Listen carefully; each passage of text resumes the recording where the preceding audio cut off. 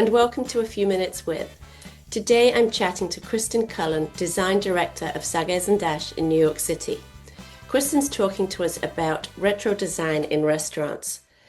Hi Kristin, are you seeing more retro design incorporated in restaurants these days? Hi. For sure. It's definitely having its moment. Um, and I think it's because it really provides a sense of distinction for the brand and appeals to a much larger audience. Um, Retro design references really like a past time period, right? And it creates a sense of nostalgia and emotional connection.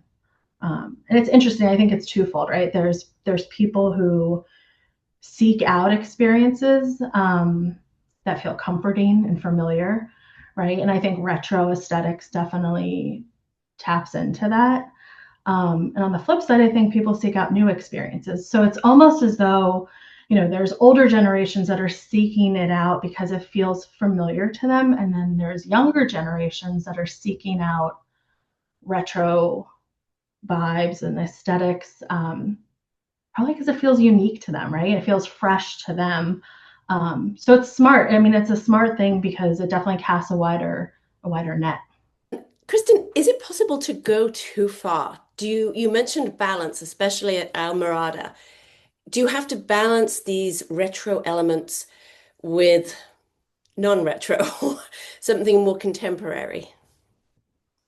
Absolutely. I think design can definitely go too far with a retro vibe.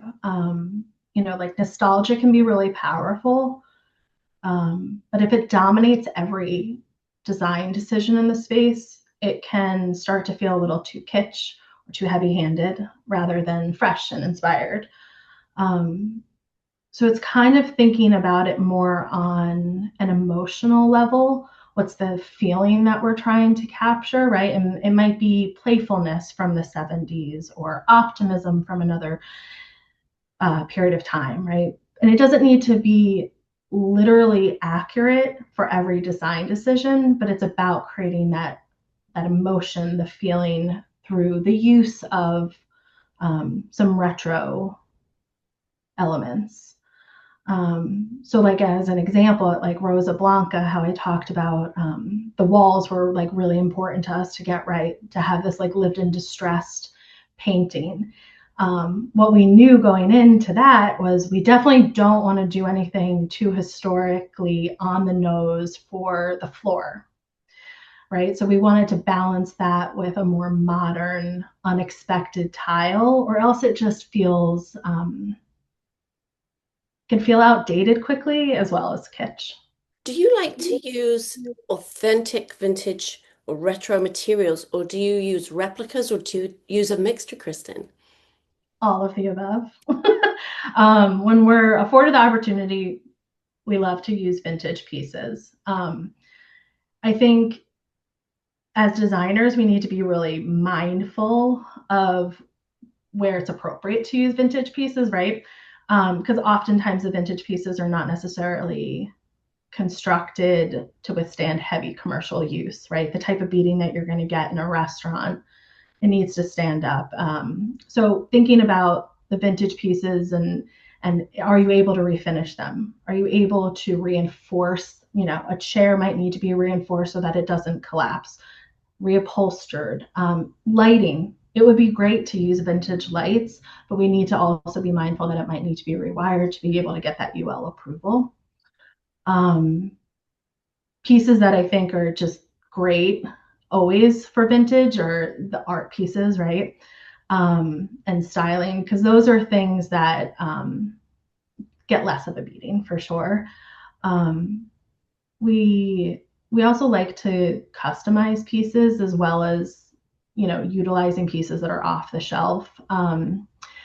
At Rosa Blanca, for example, we for the bar stools, we found this great company called Richardson Seating. And they just kind of have these like old school bucket bar stools that inherently have a retro vibe, but they're built to last. So it's doing a lot of sourcing for companies that already offer the vibe that we're after, right? Same for like some of the lighting companies we use there have already great Art Deco, like Currying Company and Rejuvenation. And then custom pieces, we'll reference the vintage pieces, right? And take parts and pieces that would be great to showcase, and then kind of hybrid and balance those out with more modern approaches. Well, one last question. If if you or a designer wants to bring a retro feel to a restaurant with just some small, inexpensive touches, you mentioned artwork. Would that be the way to go, or are there some small changes you can make?